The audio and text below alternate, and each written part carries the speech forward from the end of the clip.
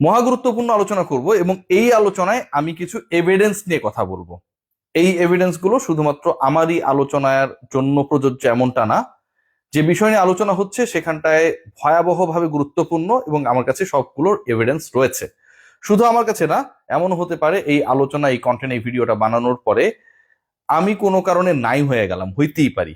ঠিক আছে, এই এভিডেন্স গুলো জায়গা মতো সব জায়গায় দেয়া আছে, আমার টিমের কাছে রয়েছে, যেন পরবর্তীতে যদি দুর্ঘটনাবশত কোনো কিছু ঘটেও থাকে তাহলে যেন সেগুলো প্রকাশ পায়। এবং কোনো উল্টাপাল্টা কোনো কিছু যদি হয় তাহলে সংশ্লিষ্ট যারা আসলে এগুলোর সাথে জড়িত ছিলেন এবং যাদেরকে নিয়ে আমি আলোচনাটা করছি, এবং নিশ্চয়ই যারা তদন্তে রয়েছেন তাদের কাছে আমি আমার এভিডেন্স গুলো দিতে আগ্রহী, তারা ব্যাপারটা খতিয়ে দেখবেন যে আমার এই কন্টেন্টের কারণে আসলে কোনো হুমকি আসছে কিনা। ডিসকাশন করতে চাই, বাংলাদেশ ক্রিকেট বোর্ড নিয়ে জলঘোলা হয়েছে, হবে। যেই জলঘোলাটা শুরু হয়েছিল নাজমুল হাসান পাপনের পর, যখন ফারুক আহমেদ দায়িত্ব নিলেন। ফারুক আহমেদ যখন বিসিবি সভাপতির দায়িত্ব নিলেন সেটা নিয়ে খুব বেশি কথা বলার সুযোগ নাই, কারণ তৎকালীন যিনি সভাপতি ছিলেন সেই নাজমুল হাসান পাপন তিনি পদত্যাগ পত্র পাঠিয়েছিলেন, এবং পদত্যাগ পত্র পাঠানোর পরে জাতীয় ক্রীড়া পরিষদের কোটায় দুজন ডিরেক্টর বোর্ডে ঢুকলেন, এবং সেই দুজন ডিরেক্টরের সাথে যারা এক্সিস্টিং ছিলেন, বাংলাদেশে ছিলেন পাপনের বোর্ডের রয়ে যাওয়া ডিরেক্টররা, তারা নির্বাচিত করলেন ফারুক আহমেদকে বাংলাদেশ ক্রিকেট বোর্ডের সভাপতি। এবং এটা নিয়ে খুব বেশি আলোচনা সমালোচনার সুযোগ নেই। কিন্তু সবচেয়ে বড় ওই যে থাকে না, উড়ে এসে জুড়ে বসার যে ঘটনাটা ঘটেছিল, সেই ঘটনা ঘটেছিল হচ্ছে ফারুক আহমেদ যখন বাংলাদেশ ক্রিকেট বোর্ডের সভাপতির জায়গা থেকে সাসপেন্ড হলেন, বহিষ্কৃত হলেন, তারপরে আমিনুল ইসলাম বুলবুল টেক ওভার করলেন। যেই বুলবুল ভাই আল্লাহ বিশ্বাসী, যেই বুলবুল ভাই নামাজে বিশ্বাসী, যেই বুলবুল ভাই তারাবি পড়েন, এবং সেই তারাবি পড়ার জন্য পুরো রমজান মাসে তিনি বাংলাদেশে শুধু থাকলেন না এমনটা না, রমজানে আবারও বলছি, পবিত্র এই মাসটায় বাংলাদেশ ক্রিকেট বোর্ড রেগুলার বেসিসে প্রতি বছর একটা ইফতার মাহফিল করে, দোয়া করে, সবার জন্য দোয়া চায়, ক্রিকেট দলের জন্য দোয়া চায়। আমাদের ইফতার খাওয়া লাগবে এই কারণে বিসিবির ইফতারে যেতে হবে, ব্যাপারটা এরকমটা না। এই পরহেজগার যিনি বাংলাদেশ ক্রিকেট বোর্ডের দায়িত্বে, তার সময়টায় সেই বার্ষিক ইফতারটা পর্যন্ত হয় নাই, কারণ তিনি তারাবি পড়তে অস্ট্রেলিয়া রয়েছেন। সেই তিনি নিয়মের ব্যত্যয় ঘটিয়ে, নিয়মকে লাথি মেরে, বৃদ্ধাঙ্গুলি দেখিয়ে বাংলাদেশ ক্রিকেট বোর্ডের দায়িত্ব নেন। কিভাবে নেন? ইমপিচড করা হয় ফারুক আহমেদকে, আমিনুল ইসলাম বুলবুল বাংলাদেশ ক্রিকেট বোর্ডে চলে আসেন। প্রথমে বলেন জমি বেচতে এসেছেন, এরপর তিনি বাংলাদেশ ক্রিকেট বোর্ডের শর্ট টি-20 ইনিংস খেলতে গিয়ে লঙ্গার ফরম্যাটের ক্যাপ্টেন তথা সভাপতি হয়ে গেলেন। এই যে তিনি পুরো একটা প্রসেসকে বৃদ্ধাঙ্গুলি দেখালেন, এবং যেখানটায় সরকার ভয়ঙ্কর ভাবে জড়িত, এবং আসিফ মাহমুদ সজীব ভুঁইয়া সেই সময় যিনি ক্রীড়া উপদেষ্টা ছিলেন, তিনি বিভিন্ন টক শোতে বলেছেন গিয়ে যে কিভাবে ফারুক সরেছে, কিভাবে বুলবুল এসেছে, এবং পুরো প্রসেসে তার ইন্টারফেয়ারেন্স, তার ইনভলভমেন্ট নিয়ে তিনি পরোক্ষভাবে স্বীকারোক্তি দিয়েছেন।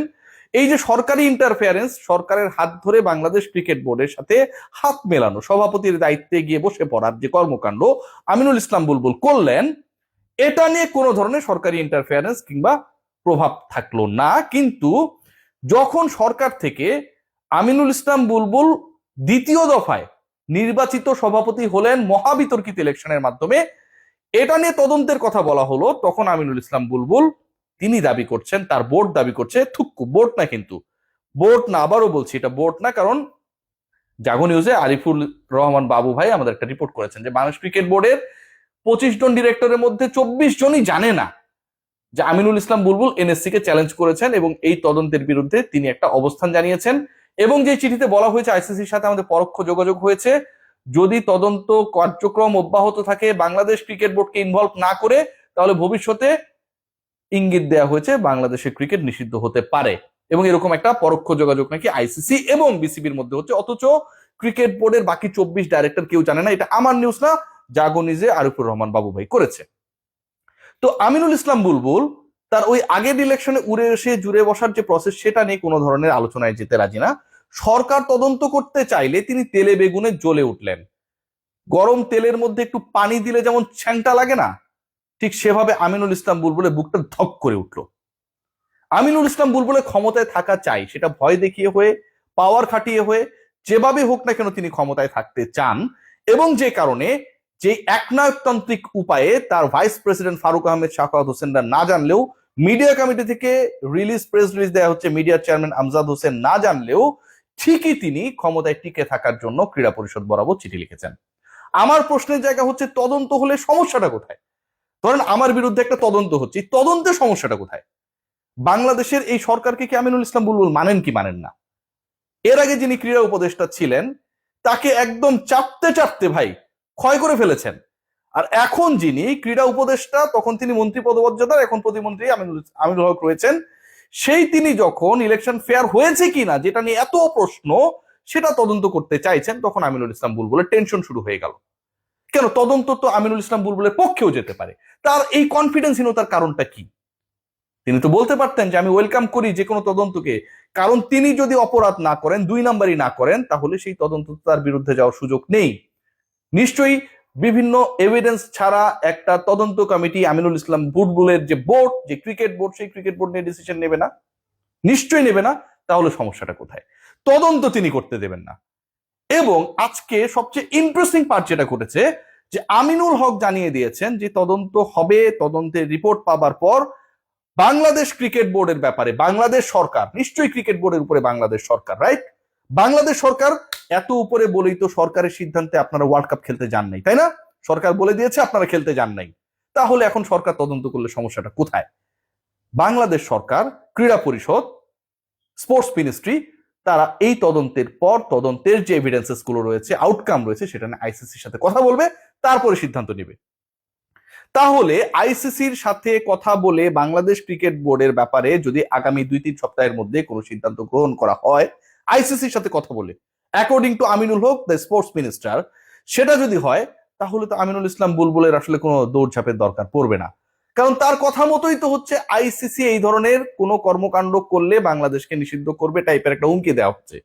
সিদ্ধান্ত যদি এখন হয় আইসিসির সাথে কথা বলে, আইসিসির দেখানো পথ অনুসরণ করে, তাদের গাইডলাইন মেনে, তাহলে তো কোনো সমস্যা হওয়ার কথা না, অবশ্যই কথা না।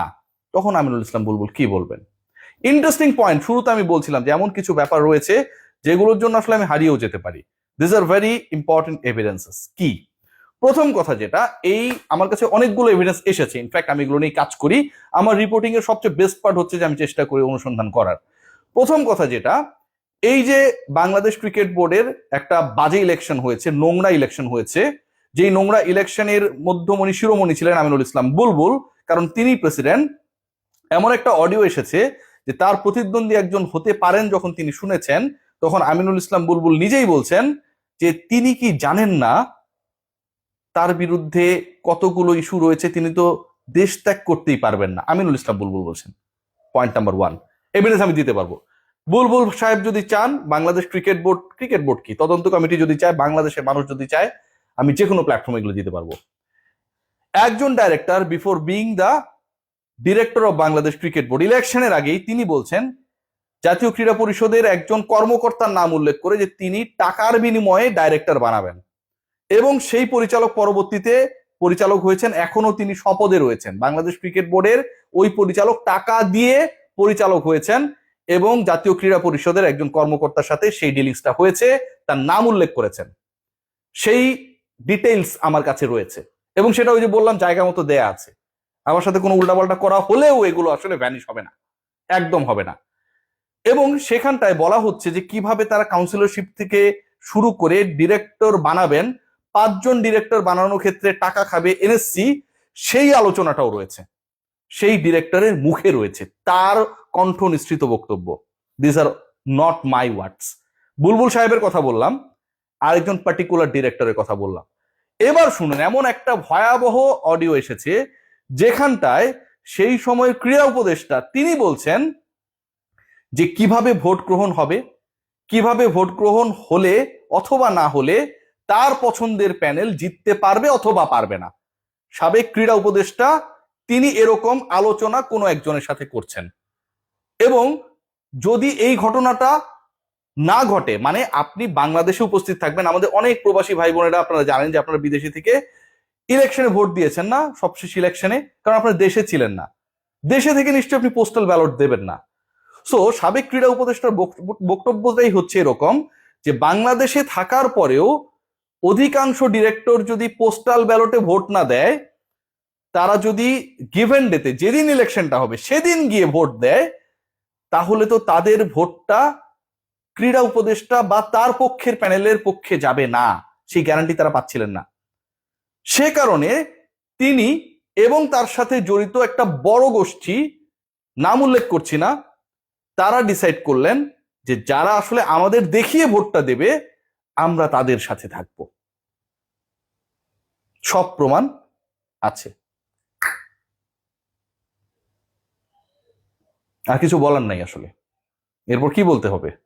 এগুলোর পরেও যদি বুলবুল সাহেবরা মনে করে আইসিসির ইন্টারফেয়ারেন্স, আমার কাছে মনে হয় সরকারের আরো যার যার কাছে যেসব এভিডেন্সেস রয়েছে সেগুলো কালেক্ট করে জাস্ট আইসিসির কাছে পাঠিয়ে দেয়া, including the voice record of mister Aminul Islam Bulbul. সবাই ভালো থাকবেন।